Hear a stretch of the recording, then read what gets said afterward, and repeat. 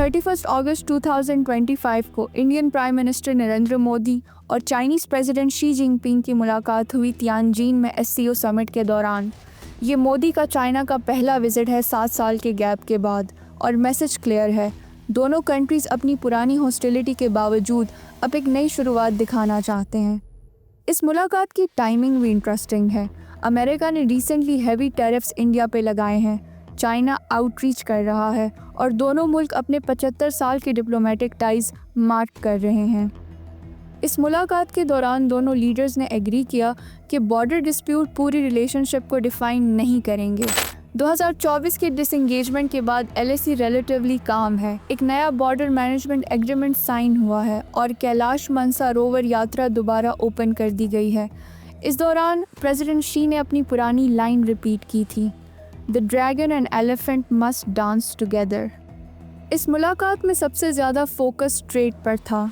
China ने restrictions हटा दिए हैं रेयर अर्थ्स पर, फर्टिलाइजर्स और मशीन्स पर, जिससे इंडिया को अपना ट्रेड डेफिसिट कम करने का मौका मिलेगा।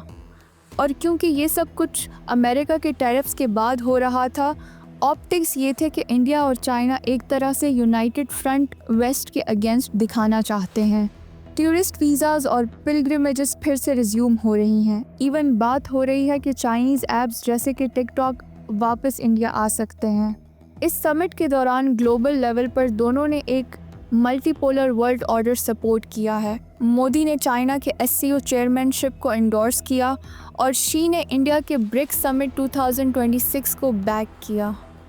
पाकिस्तान के लिए ये रीसेट सिक्योरिटी डायलेमा को और कॉम्प्लेक्स बना देता है। अगर इंडिया और चाइना की टाइज इम्प्रूव होती हैं तो इस्लामाबाद का लेवरेज बीजिंग के साथ कम हो सकता है।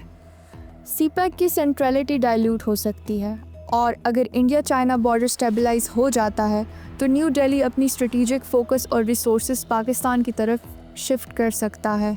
ये सब पाकिस्तान को फोर्स करता है कि वो अपनी फॉरेन और सिक्योरिटी पॉलिसी पोस्टर को रीअसेस करे, क्योंकि अब तक इस्लामाबाद इंडिया चाइना राइवलरी को एक बैलेंसिंग टूल के तौर पर यूज़ करता आया है।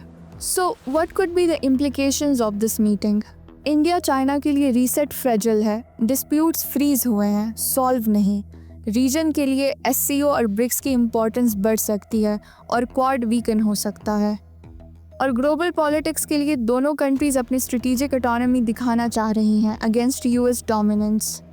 यानी ये कहा जा सकता है कि तियानजिन समिट का मेन मकसद बड़ा डिस्प्यूट सॉल्व करना नहीं था, बल्कि मूड को रीसेट करना था।